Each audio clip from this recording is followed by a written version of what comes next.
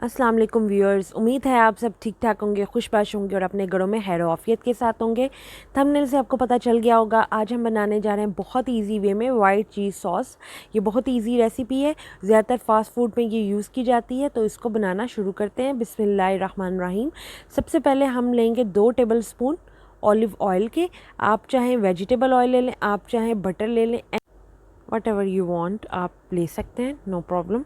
अब आपने चम्मच की मदद से, बीटर की मदद से इसको मिक्सअप कर लेना अच्छे तरीके से।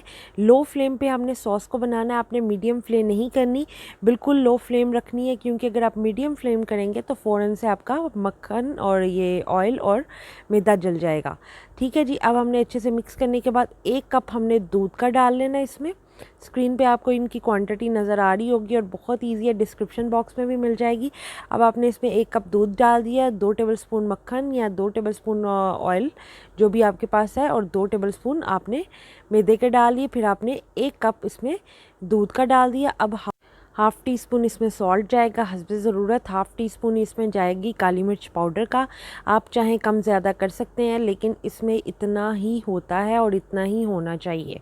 ठीक है जी। अब इसको डाल के अच्छे तरीके से बीटर की मदद से हम मिक्स कर रहे हैं, और जैसे ही कंसिस्टेंसी हमें चाहिए, हम 1 मिनट तक हम इसको लो फ्लेम पे मिक्सअप करेंगे।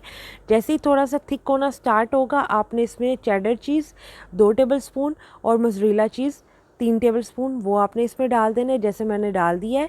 ठीक है, थोड़ी थिक होगी पेस्ट, साथ ही हम डाल देंगे और चूल्हा को कर देंगे बंद।